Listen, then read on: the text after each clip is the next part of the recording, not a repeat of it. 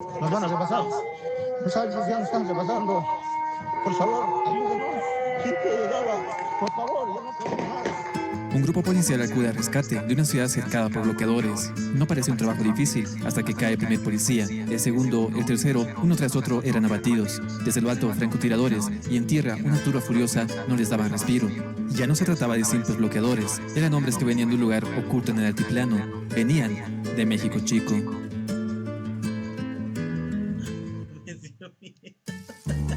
México Chico no siempre fue así. Formaba parte de una zona que se encontraba en guerra durante 175 años, dejando 10.000 víctimas.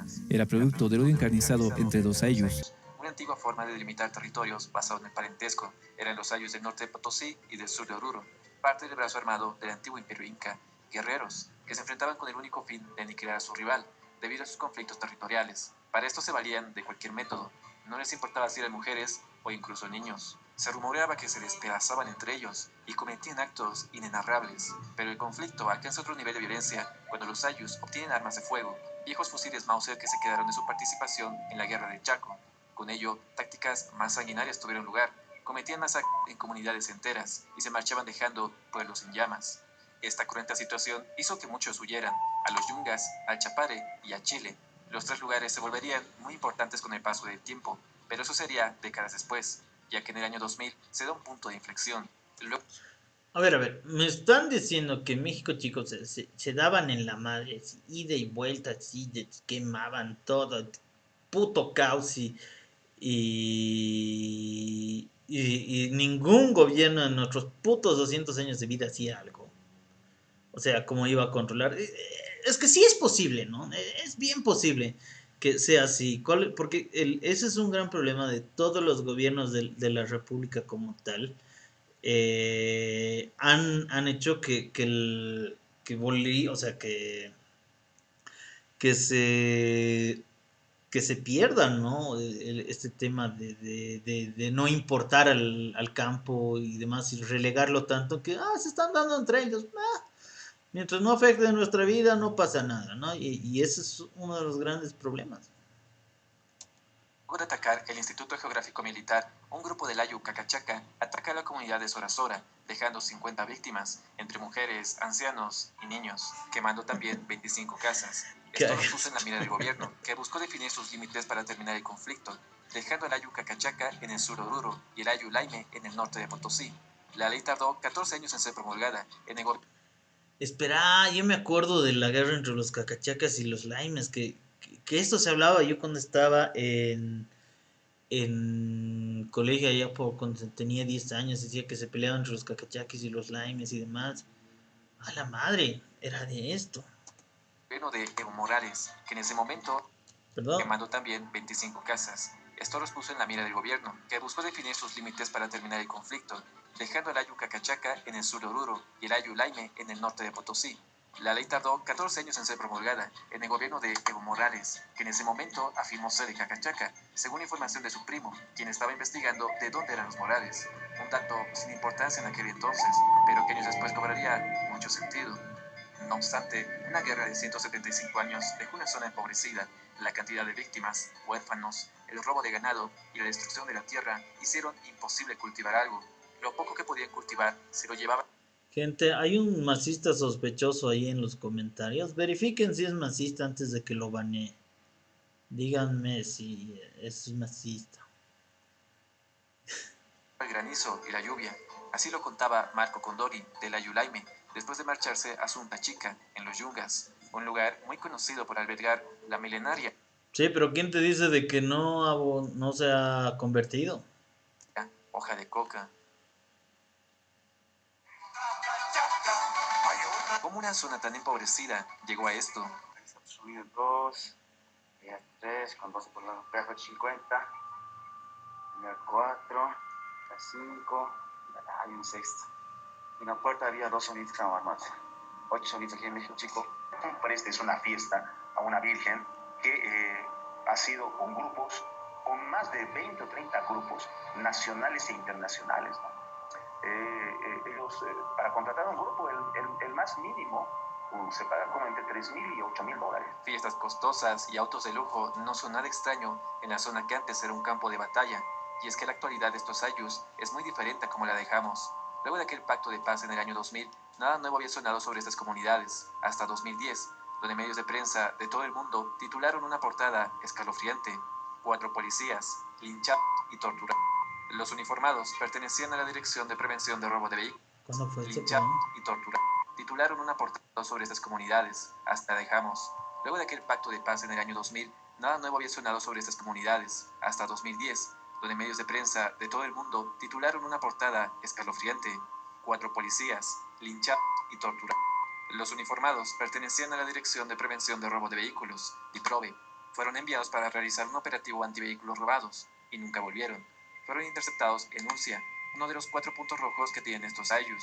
Los otros 3 son Caracala, Cacachaca y Chayapata. Esta última, muy conocida por ser la capital de los autos chutos, otra forma de decir autos robados o autos sin placa. Pero no solo se quedaba en contrabando, la policía también sabía que traficaban con sustancias controladas.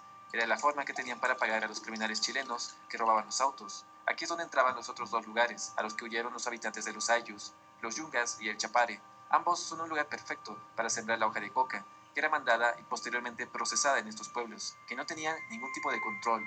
La guerra librada hace años atrás, sumada a la violencia que tenían estos comunarios, Viejo, soy muy guapo para ser hijo del Evo. alejó cualquier intento de orden en la zona, y aprovechando esto, plantaron estos laboratorios disfrazados de casas rudimentarias. También tenían la zona muy vigilada, nadie entraba ni salía sin que ellos se enteren, y con el pesado arsenal que traían consigo, hicieron que su negocio ilícito prosperara. Era un negocio redondo, ya que transportaban la coca y la posterior coca procesada en los mismos vehículos chutos, pues al no tener placas, era más fácil abandonarlos si eran pillados. Se habían acostumbrado a caminar a sus anchas. Antes de este hecho, ya se tenían reportes de desapariciones de familias completas, que eran comunarios de zonas cercanas, taxistas que eran linchados, entre otros crímenes, que no llegaban a nada, pues no se dejaba pasar ni a la policía ni a la prensa. El crimen de los policías no fue diferente. Los acusaban de realizar cobros a sus autos chutos, que los amenazaban e incluso les cobraban coimas entre $300 y $400. De esta forma prepotente, los comunarios admitieron el crimen y se negaron a devolver los cuerpos, a menos que cumplan sus condiciones, como devolverles sus vehículos robados y que encima los legalicen. Por esta razón, el defensor del pueblo, Rolando Villena, tuvo que entrar hasta la comunidad de Sacasaca para negociar. Este pueblo ni siquiera se encuentra registrado en los mapas de Google, pero forma parte de la Yulaime. Aquí, el defensor del pueblo vivió días de zozobra, donde estuvo a punto de ser linchado. Sin embargo, con la llegada del ministro de Gobierno, Sacha Llorenti, se accedió a la devolución de los cuerpos. Cómo lo logró, nunca se supo. Lo que dijeron en aquella reunión jamás salió a la luz, pero hacía ver que el gobierno de Evo Morales no era tan ajeno a las actividades que ocurrían aquí. No por nada en el funeral solo se escuchaba: "Maldito Evo, maldito", un grito desesperado de parte de los familiares de las víctimas, que nunca obtuvieron justicia, ante una autoridad que intentaba socapar a los ayllus culpables del linchamiento. Lastimosamente, luego de la desaparición de una testigo clave de 17 años, el juicio se diluyó, y a 15 años de crimen, nadie ha pagado por este hecho. Hija de Jack, me había olvidado de todo esto.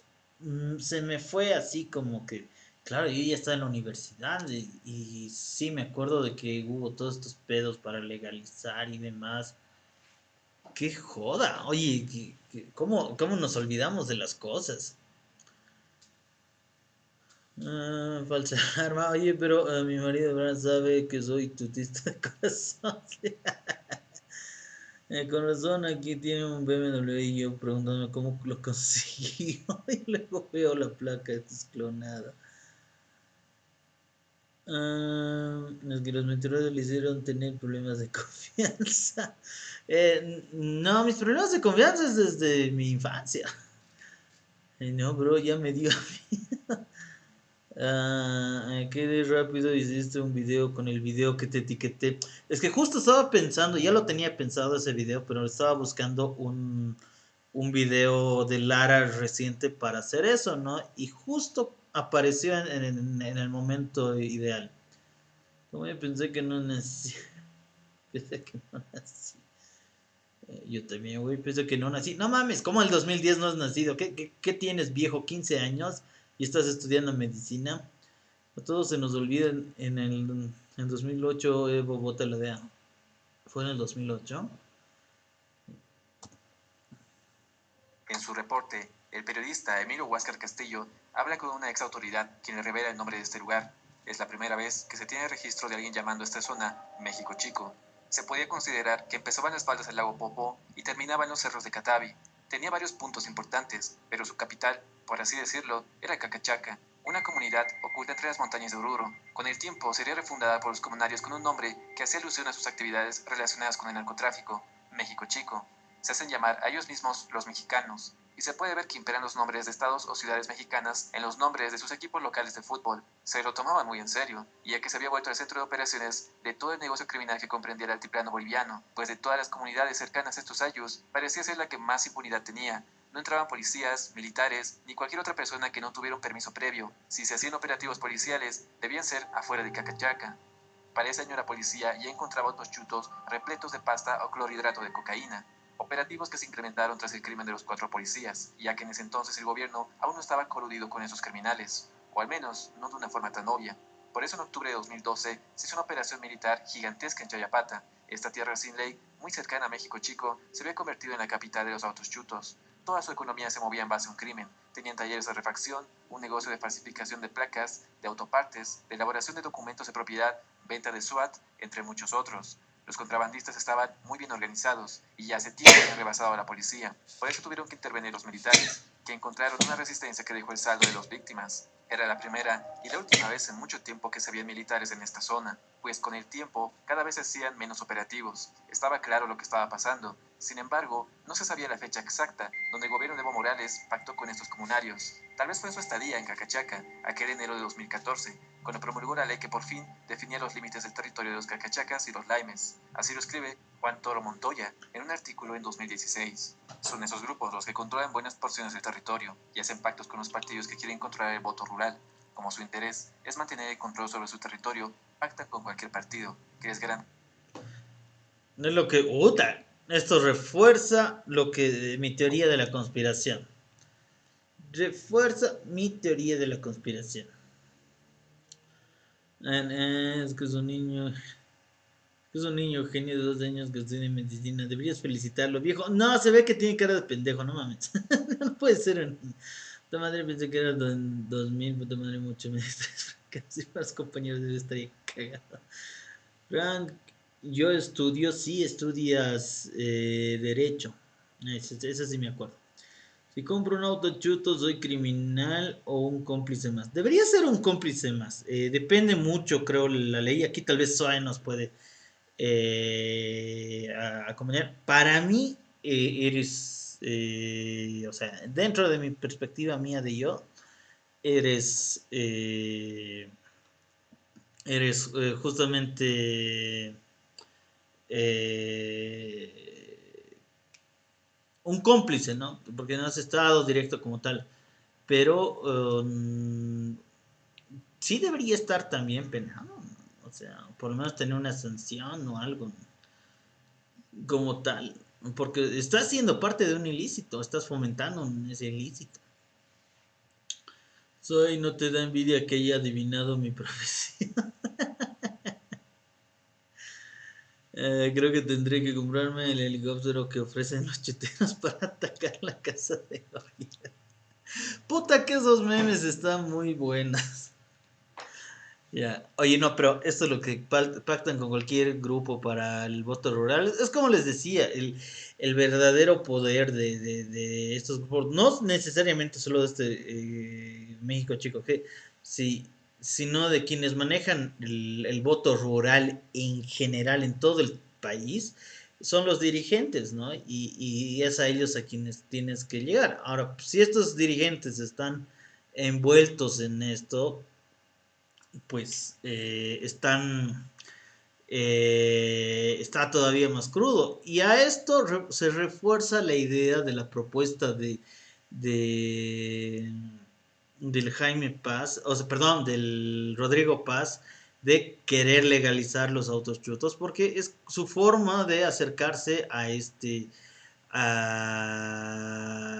mafias, ¿no? Es su forma de acercarse. Y no se olviden que ahorita uno de los asesores principales del Rodrigo Paz era el segundo a mando del MIR que andaba con Jaime Paz, que estuvo en la Chirola por narcotráfico, ¿no? Entonces, es demasiada coincidencia. Yo les digo, gente, o sea, esto es Es cosa. Creo que podría hacer videos de esto.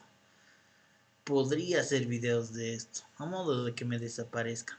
A ver, ¿qué tenemos en cosa? Si compro unos tochutos, ya está. Ah, tose bien, mierda. Pero no, no era tos, era estornudo. Ni nadie me ha dicho salud, bola de malcriados.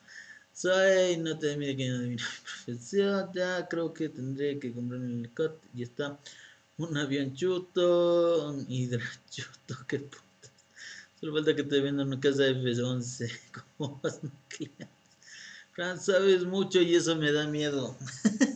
Es que no sé, viejo, es que es demasiada coincidencia, perdón, es demasiada coincidencia que como tal se van dando las cosas, ¿no? Entonces, eh,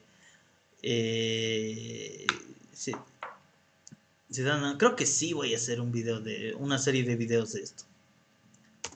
Dice que mantendrá sus privilegios en caso de acceder al poder. Por eso es que se puede encontrar siglas de organizaciones que llegaron al poder a través de estos pactos. Así, los territorios sin ley se convirtieron en feudos inescrupulosos que comercian con el voto de la gente. Es la legalidad que controla la democracia. Tenía sentido. En 2014, a tan solo unos meses de las elecciones presidenciales, Evo Morales necesitaba el voto rural y aprovechó esa visita a Cacachaca, luego conocido como México Chico, y pactó con los comunarios, que a partir de ese año demostrarían una lealtad ciega para el presidente indígena, algo que usaría a su favor años después. A cambio, los comunarios vieron reducido el control policial, ya que los altos mandos de la policía Volver de dos cosas. La primera, jamás te he tocado, así que... y quiero que quede como precedente, claro. Y segundo, estoy seguro que mis balas son de salvo. Así que no tengo pruebas, pero tampoco tengo dudas. cada vez estaban más corrompidos. Ellos manejaban y autorizaban el traslado y posterior comercio de los autos chutos. Puta, bro, ¿cómo no te da miedo? Me hace sentir inseguro viendo cómo cosas como esta y ya ni cagar puedo. Sale blog de México Chico. No, tampoco voy a ir hasta allá, no mames. Si me van a estir, que me estien hasta aquí, no voy a ir hasta allá. Se nota que no hay agua. Dice que Robosos entonces le llamó a un laboratorio para volver la bala. Mientras que en el gobierno, personajes como Felipe Cáceres se encargaban de mantener un falso control en la zona, prosperando así el negocio del narcotráfico. Este hombre era el viceministro de Defensa Social y Sustancias Controladas durante los casi 14 años que duró el gobierno de Evo Morales. De todos los ministros que tuvo, fue el único que se quedó tanto tiempo.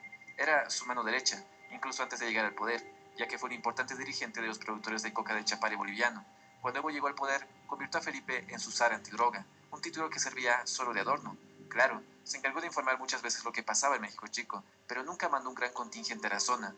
No por nada, posee una fortuna que nunca supo justificar, un patrimonio de 9 millones de bolivianos, superior al del presidente y el vicepresidente juntos. Este hombre jugó un papel importante en ocultar lo que pasaba entre los cerros del altiplano, junto con el ministro de gobierno de aquel entonces, Carlos Romero. Ocultaron intervenciones y ataques de los comunarios a policías, ya que en el reporte de Emilio Castillo, un ex agente antidroga de identidad anónima, afirma que en septiembre de 2016, la Fuerza de Lucha contra el Narcotráfico, FELCN, realizó una incursión en México Chico, de la cual tuvieron que huir, luego de ser atacados por los comunarios. Varios efectivos resultaron con heridas de bala. Datos como estos nunca salieron a la luz, por órdenes de estos hombres.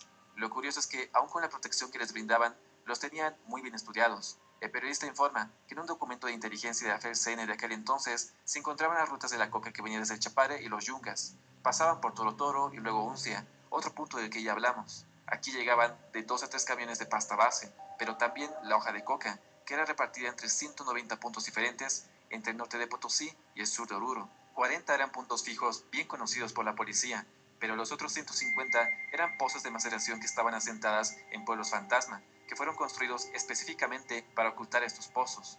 Estas poblaciones aparecen y desaparecen constantemente, como si nada, entre la oscuridad y el medio de las montañas, sin lograr ser detectados.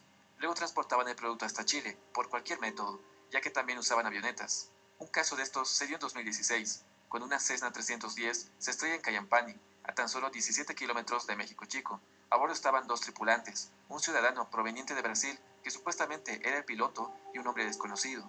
Al caer, el piloto no sobrevivió y el otro ocupante fue rescatado por una camioneta Toyota color rojo, que para sorpresa de nadie no tenía placas. Un grupo de personas salió de esta, roció de gasolina toda la avioneta junto con el brasileño. Luego Me huyeron del acuerdo de lugar, esto. tratando de no dejar rastro de aquel accidente. Todo esto fue informado por un testigo que lo vio todo. La policía llegó tarde, encontrando solo restos del avión y lo poco que quedó del piloto. Lo único que pudieron rescatar fue una ficha técnica escrita en portugués, lo que daba cuenta que la aeronave salió desde Brasil. En tanto, el hombre desconocido fue sepultado en Colquichaca. Así lo reportó Radio Pío 12 de la red Herbol. El sujeto era solo un número más para estas organizaciones criminales, que incrementaron los crímenes por sicariato en la zona, pues en 2018 los cuerpos de 4 hombres fueron encontrados en la carretera Oruro-Uyuni, cercana a Condocá, otra Me comunidad que se acuerdo. encontraba en esta zona roja. Estaban envueltos en plástico y uno tenía una manta encima. Los efectivos que acudieron al lugar coincidieron en que les quitaron la vida en otro lugar y solo los dejaron allí. Los 4 hombres provenían de Santa Cruz y habían sido reportados como desaparecidos el 26 de agosto de ese año. Se presumía era un ajuste de cuentas, ya que los comunarios de la zona ya habían cruzado el altiplano llegando hasta tierras orientales, donde prosperó su otro negocio, el contrabando de autos. Solo que esta vez ya no lo hacían solos, recibían una ayuda que ya se venía a venir, la policía boliviana. Denso, viejo. Denso. No, sí. Romero sabe todo lo que hizo Leo, si lo capturan y un poco de locoto en los cachetes, canta con pajarito. Sí, yo creo que el Romero es clave. Yo creo que el Romero es clave. O sea, ahora la pregunta es, ¿les conviene que el Romero esté vivo o no? ¿El México chico está en peligro o no está en peligro?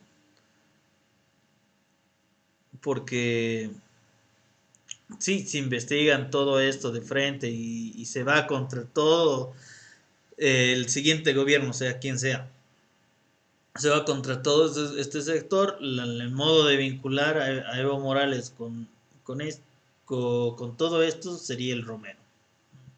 Ahora, la pregunta es, bueno, al Evo no le conviene el Romero, pero si estos ya están cagados, pues no creo que les importe mucho si entra el Romero o no. Entonces, si Romero desaparece, tendría que ser un acto de Evo, creo yo. No, ahorita especulando como tal.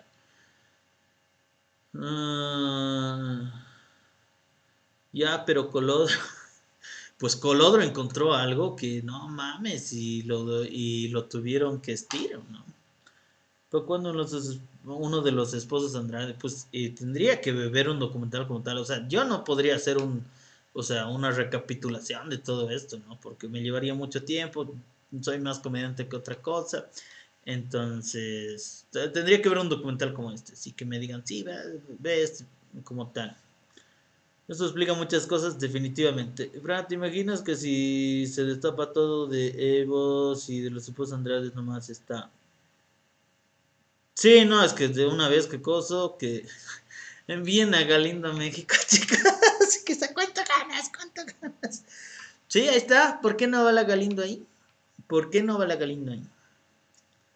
Madre, ahora veo con ojos de miedo a Evo y ya no como cojo. Y sí, viejo, o sea. El Evo supo manejarse, ¿no? Será cojudo en algunos aspectos como tal, pero pues en amarrar las cosas para mantenerse al poder y hacer todo su dispute, pues sí. Creo que Delius tiene algo que algo de los esposos Andrade. Habría que ver. Muy turbio, viejo. Ese viaje de ida, no de vuelta. Ese viaje. Pues yo estoy dispuesto a sacrificar a la Galindo para que vaya. Y con esto hasta me da. Con esto sí, hasta me daría miedillo ir a Uyuni. Un autochuto es un vehículo sin placas ni documentos, ingresado de manera ilegal, por lo que un chutero vendría a ser la persona que se dedica al contrabando de estos vehículos. Por difícil de creer que parezca, ser chutero se ha vuelto un estilo de vida. Existe una cultura de impunidad, una chutocultura. Si algo me pasa es culpa del Evo. ¿En qué andas metida? ¿En qué andas metida? La idea para el Chepar y una fuente Demanda de militares a México Chico. Brother, que vayan a la DEA a México Chico, ahí los quiero ver, ¿no? Que muy capos. México Chico está cerca de Uyuni. Tendría que, pues, Chayapata y todo. Además de que todo esto, mira, yo cuando fui al Salar de Uyuni 2 veces. Y cuando algo que te recomiendan así de toda la vida de nunca hagas es bajarte, porque el tour es de 3 días, ¿no? Hay 3 días que vas al salar, luego vas a otros lugares, vas a los geysers, o sea, el agua que chorrea hacia arriba, ¿no? Luego está el desierto de Dalí, las aguas termales, todo. Y por ahí pasas por San Pedro, ¿no? San Pedro es la frontera con Chile. Y siempre te dicen, o sea, si vas a ir por el Salar de Uyuni, no, lo que no debes hacer es quedarte en San Pedro, ¿no? Muchos tomaban el tour de 3 días y en vez de terminar el tour en Uyuni, lo terminaban en San Pedro y de ahí se iban a Chile. Porque ahí te decían que lo que pasa es de que pues, ahí está el tráfico de todo, ¿no? De sustancias, de vehículos y demás, y que tranquilamente puedes desaparecer, ¿no? Entonces, la recomendación que te decía como tal, ¿no? Entonces, y si todo esto, México Chico, Chayapata y todo eso está por esa zona, tiene que ser próxima a Uyuni, porque también por el Salar hay mucho de ese contrabando como tal. Sí, me pasa, es culpa del Fran por ocultar nuestra relación.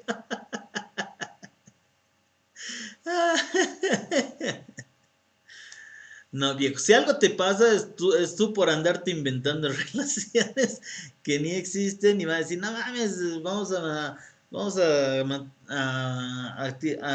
cargarnos al Valverde para que al Frank le importe y mucho no va a importar, así que cagas, viejo. Soy lindo lo que das comida, no mencionan nada de Lara Paz, pero a Tuto y Jaime les dio duro.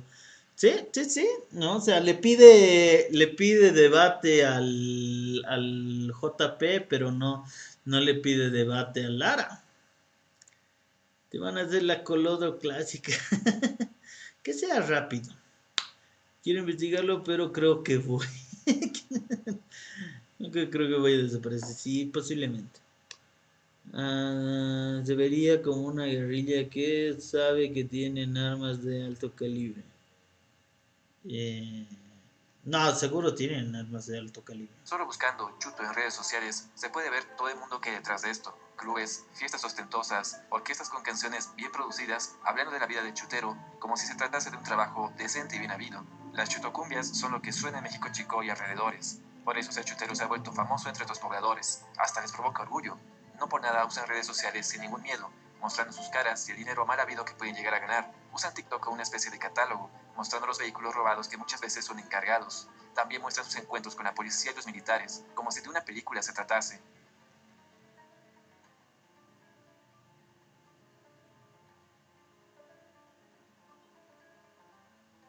Pero, ¿cómo hemos llegado a esto?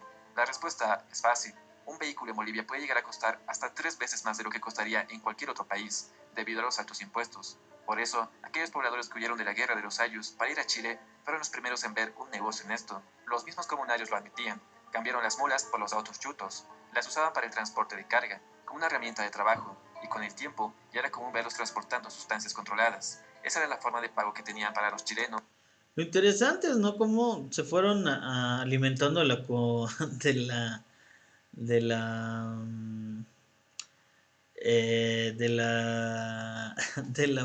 de la cultura mexicana, ¿no? De que hay los narcocorridos y hagamos pues nuestras cumbias chuteras.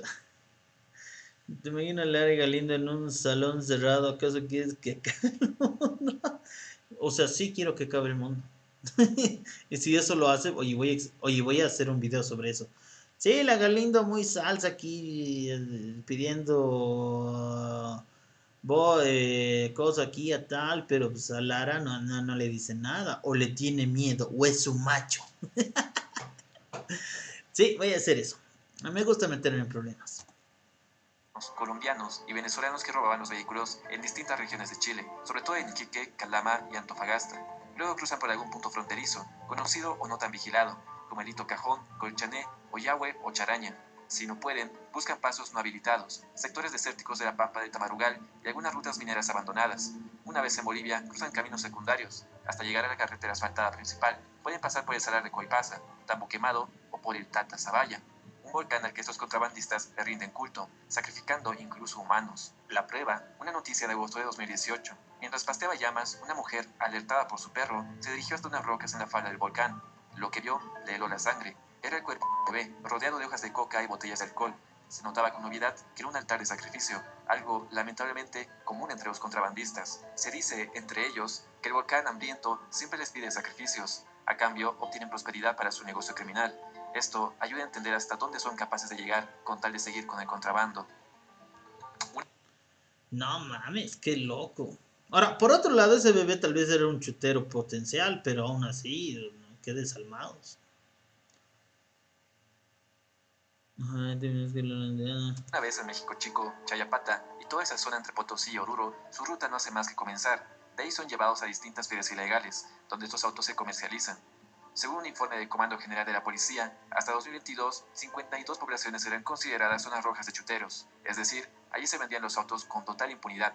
Un ejemplo de estas es Yapacaní, una ciudad actualmente controlada por el narcotráfico, al ser la conexión entre Santa Cruz y El Chapare. También se ha vuelto un punto ideal para vender autos chutos en el oriente del país. Adicionalmente, la policía identificó otros 67 puntos de presencia de autos ilegales en zonas como Caranavi, Camiri o Villatunari, donde la misma alcaldía optó por regular la presencia de estos motorizados. Así lo cuenta Pedro Soruco, un nombre ficticio, en un reportaje de Los Tiempos. En Caranavi, denso. Sí, da miedo viajar por... Oye, creo que voy a sacar esa serie de videos después de que vaya a Oruro. en Roboré y otros les han llegado a dar placas de solo circulación en esos lugares. Viajé hace unos 5 años por Caranavi y allí hasta había unos vigilantes que tenían la misión de avisar si venía la aduana o algún operativo. De haber sucedido eso, medio pueblo se había decidido a hacerlos escapar.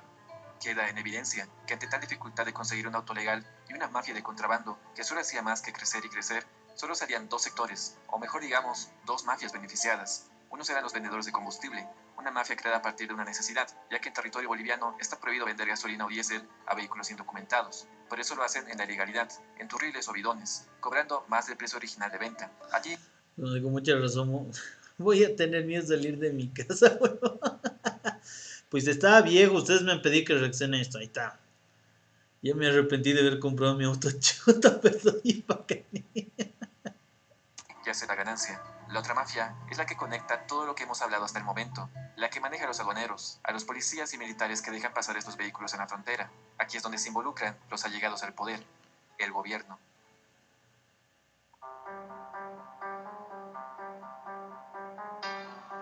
En 2022, un reportaje de un medio chileno develó toda una caja de Pandora.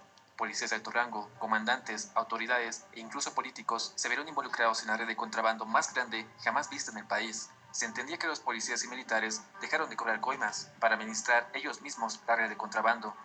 Gente, yo a hacer las 12. A ver, voy a tratar de ponerle más 1.5. A ver si es entendible. Dejaban pasar los autos, los legalizaban clonando placas y no solo eso, también los vendían en estas ferias ilegales. El reportaje de Mega Noticias nos mostraba la ruta de Hugo Bustos, un ex carabinero que era el líder y fundador del GBB, Grupo de Búsqueda de Vehículos, una ONG que se daba la tarea de recuperar vehículos robados en Chile, sin importar que estos vehículos ya no se encontrasen en su territorio. Ni bien empieza el video, Hugo muestra datos alarmantes. En Chile, cada semana se reportan 8 vehículos robados que se encuentran en Bolivia. Y lo peor, un 10% de estos vehículos se encuentra en posesión de un ciudadano común que lo habrá comprado en alguna feria ilegal, pero el otro 90% está en manos de alguna autoridad boliviana. Por eso, Hugo, que ya tenía 10 años en ese trabajo, ya sabía que solo podía recuperar vehículos de dos formas: la legal, con aduanas y la policía interviniendo, o la otra, simplemente huir con el vehículo y usar rutas chuteras para pasar a Chile. En aquella ocasión, creyó que podría hacerlo por las buenas, al tener el contacto de Rolando Telles, el subdirector de Diprove en Santa Cruz, pero ante la ausencia de este, decide ir a ver dónde estaba el vehículo, encontrando una lujosa casa que pertenecía, ni más ni menos, a un policía, Raúl Cabezas Pantoja. ¿Qué era dentro de una... Del tan truto me va a quitar mi Tesla chuta. No roban el mal, pero nosotros los autos son un arma por... Hay distintos niveles en los autos chutos. Hay el premium para ricos con plata, casas que parecen reales, otros los cuales combustible en los surtidos. Con los combustible en los surtidos. Un teniente coronel, jefe de la policía fronteriza de Uyuni, un lugar que forma parte de la ruta de Chile a México Chico. Ante esta escena, el equipo de periodistas y recuperadores no les queda más que esperar a coronel. Esto no, ni tendrá un buen final, ¿verdad? No, no creo, brother. Nos va a cargar el payaso a todos los que estamos viendo este video. Así que ya se van a ir al cielo los capibaras conmigo. Telles, y aprovechando este tiempo, se van, sin saberlo, a una de las ciudades más peligrosas del país, Yapacaní, a ver una feria de autos brutos. Aquí encuentran un vehículo robado en Chile, y Hugo increpa al vendedor de autos. Este, sin explicarle mucho, decide llamar supuestamente a un comandante de la policía. Mi coronel, buen día.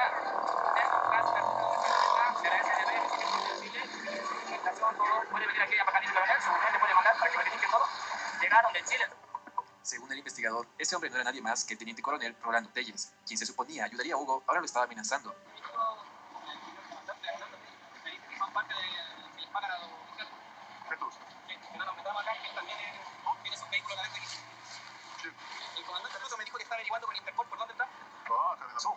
Ante este mal panorama, deciden recuperar el vehículo por sí mismos, pero viendo que el vehículo estaba bien resguardado en otro domicilio y habiendo agotado todas sus opciones, deciden llamar al coronel Cabezas y pedirle de buena forma que devuelva el auto. Solicitarle de muy buena fe de que llegáramos a una de...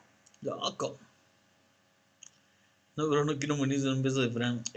Lamentablemente no importa cuándo nos cargue el payaso a todos en general. Vas a morir así. Solución, en la cual usted no va a salir afectado en nada. Esto es totalmente un acuerdo entre los dos y usted después no me va a ver nunca más. Caballo de relación. Sí, no se preocupe. Sí, no se preocupe. Sorpresivamente, el policía deja el vehículo abierto con las llaves dentro, dándole la oportunidad a Hugo de recuperar el auto y terminar con su búsqueda. Pero en Bolivia apenas empezaba el escándalo, ahora sí, internacional, que generó este reporte. Este nuevo escándalo dentro de las fuerzas del orden. Otro escándalo de la policía boliviana. Hay vinculación de altos rangos de policías. Si bien todo lo visto hasta ahora no era nuevo, era la primera vez que se exponía este negocio criminal de una forma tan masiva y tan mediática. Las repercusiones no se hicieron esperar. Ambos oficiales fueron detenidos y apartados de sus respectivos puestos. Les siguió una limpia diproba en Santa Cruz. Más de 130 policías fueron implicados en esta mafia del contrabando. Se pensó al principio que los 130 funcionarios de Diprobe habían caído junto con la mafia. La realidad era otra. Realmente solo 22 policías fueron apartados y ninguno de los dos comandantes fue dado de baja, como afirmaban algunos medios chilenos. El coronel Rolando Telles fue el primero en salir libre, en tanto el otro coronel, Raúl Cabezas, fue quien más tiempo duró preso, debido a que ya tenía un antecedente ante los medios, una grabación donde agredía de manera brutal a su esposa en plena vía pública. Por eso a la policía se le hizo más difícil ocultar sus rastros. Sin embargo, a diferencia de Telles, al coronel Cabezas sí se lo había prendido, esposado y encarcelado, pero luego de un año, cuando ya no figuraba en los titulares de la prensa, fue liberado del proceso penal que tenía en su contra, y tan solo un mes después ya estaba exigiendo la supuesta restauración de sus derechos, pidiendo ascender de grado. Esto fue denunciado por la diputada María René Álvarez. Este nefasto episodio sirvió... Viejo, qué sinvergüenza todavía estás pidiendo la restauración de que quiero ascender, ¿no?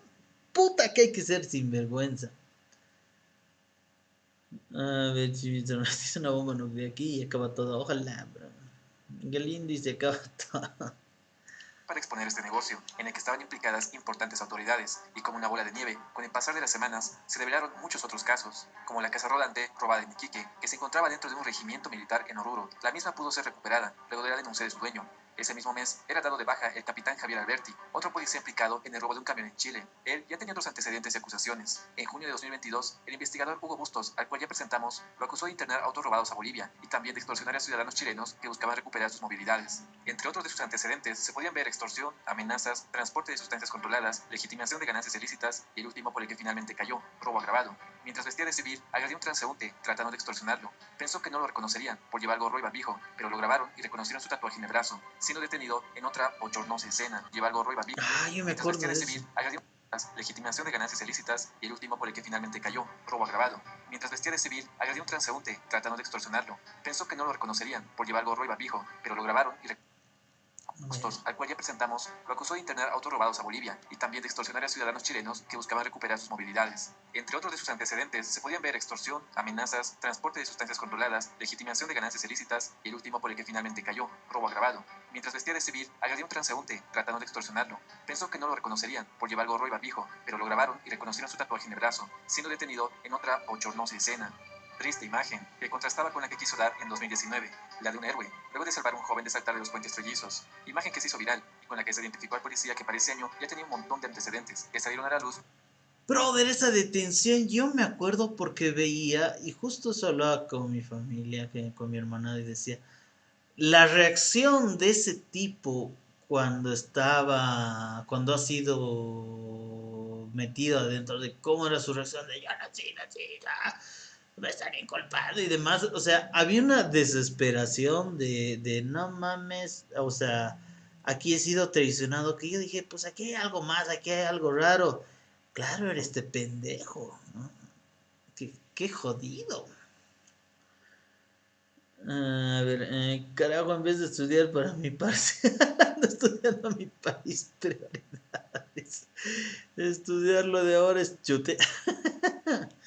Estoy seguro que Lara ya sabía de esto. Totalmente seguro.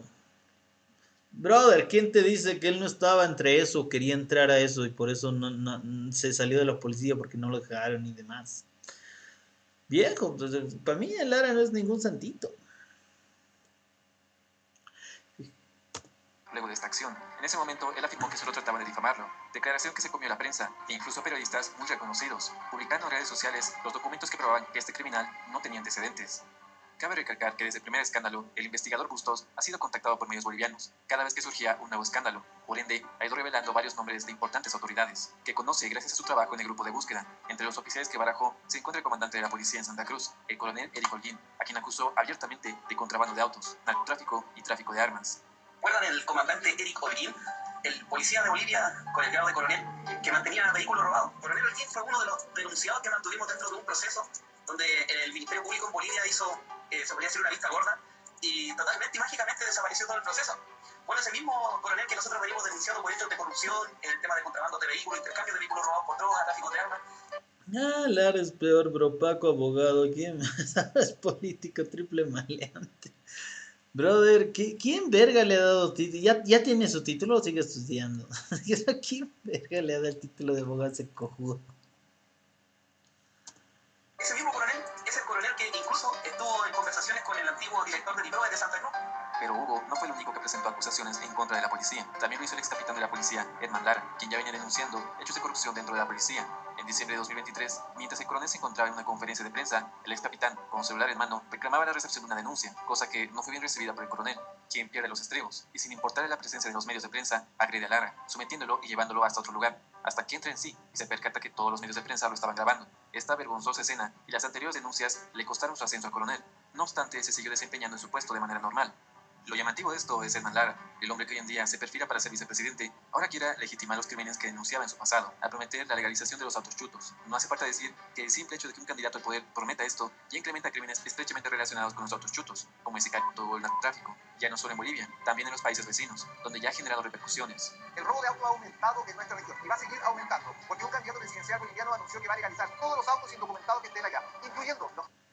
Como se dicho, a una persona que no se le niega ni un vaso de agua ni un título de derecho. Ay, ¿cómo es eso? Soy. que han sido robados en nuestra región. Otro nombre que dio Bustos fue el capitán José Dunate, quien en febrero de 2025 Mal día para estudiar derecho. fue fulminado por dos hombres mientras salía de que dio Anunció que va a legalizar todos los autos indocumentados que estén allá, incluyendo los que han sido robados en nuestra región. Otro nombre que dio Bustos fue el capitán José Dunate, quien en febrero de 2025 fue fulminado por dos hombres mientras salía de su casa. Parecía una venganza o un aviso hacia las fuerzas del orden, pero más temprano que tarde surgieron teorías en base a la vida de Dunate. El mismo Edman Lara dijo que el capitán gozaba de privilegios, se dejaba crecer la barba y ni siquiera trabajaba, además de apuntar su ostentosa casa, que un simple capitán de policía no podría costearse. Peores fueron las acusaciones de Hugo Bustos, quien hace 3 años presentó denuncias contra Dunate, que en ese entonces tenía el grado de teniente, al estar relacionado con el escándalo de DIPROE. Se lo encontró dentro de grupos donde coordinaban el intercambio de autos chutos por droga y armas. Además resaltó que se encontraba en posesión de un auto robado, de origen chileno, el mismo en el que perdió la vida. Se puede apreciar que en los vídeos mantiene grabada una identificación vehicular, una... No quiero ni ser. Con razón, un amigo mío quiere ser policía porque es maleante. Hay que ver cómo está nuestra sociedad, que apoyan que legalicen con los autos chutos. Nos merecemos nuestra destrucción. Totalmente. Tan aparente que es de Chile. ¿Quién es Aldunate? Bueno, el antecedente que tenemos de ese, bueno, se presentó que había un intercambio como de vehículos robados de comercialización de la frontera y había un policía implicado. Se presentaron todo esto antecedente. ¿Qué pasó? ¿Qué pasó? No me pasó nada, sigue su trabajo normal. Presentar antecedente en Bolivia no te sirve de nada. Este capitán habría estado involucrado entonces en tráfico de vehículos, los intercambiaba por droga, o sea, no solo estaba vinculado a un tráfico de vehículos robados desde Chile, sino también al narco. Exactamente. Oye, yo no Es recuerdo otro nada de desarrollo estas curioso, cosas. O cómo sea, las sí, lo autoridades del logran ocultar sus baleo, rastros todo, y salir pero, con impunidad, pues este negocio no se termina con los policías corruptos. pero no de estos contactos que seguía denunciando este chileno. También mucho quiere decir la prensa. ¿Qué está haciendo la prensa? Está diciendo que iba a salir policía baleado de su... estaba diciendo que iba a salir el policía baleado en su casa y auto. ¿Qué? Si Lara quiere acabar con esas personas por corrupción para quedarse con todo el negocio y los autochitos. Claro, pues viejo, o sea, rey muerto, rey puesto.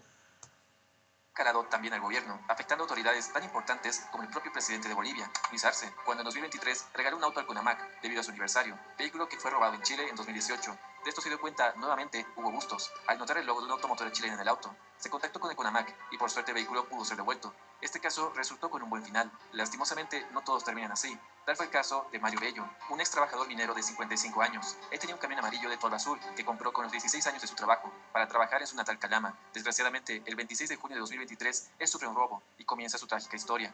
Las deudas no le dejaban quedarse con los brazos cruzados, por lo que decide emprender un viaje hacia Bolivia, en compañía de su yerno Luis Alfredo Anza, otro compatriota chileno y 2 guías bolivianos. Pasó por cercanías de Yahweh, por un paso no habilitado. Allí ve la primera vista sobre su camión, una marca de pintura de la tolva, en una de las rocas donde a duras penas el camión había pasado. Esto lo anima a seguir con su camino hasta Bolivia. Una vez ahí, otros camioneros bolivianos lo ayudaron con la búsqueda, ante la inoperancia de la policía boliviana, y el caso omiso que hicieron en su propio país. No obstante, fue una llamada anónima desde Antofagasta que era el paradero de su auto. Se encontraba en México Chico.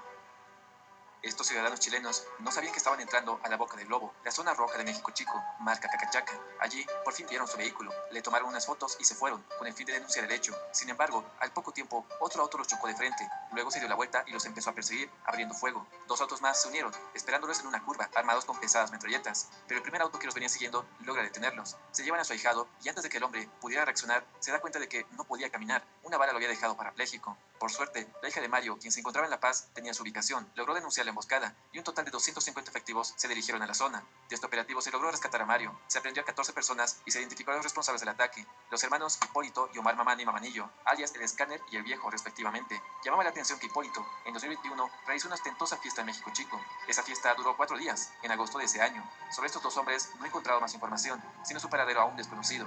No se sabe si escaparon al exterior o si siguen rondando por la zona roja de Oruro, pero si de esto eran capaces los pobladores de esta zona, solo por un camión, imaginen lo que harían por su líder, el hombre y el gobierno que los ayudó a prosperar su negocio criminal por décadas. Veamos entonces el lado más brutal de México Chico. O su nuevo líder.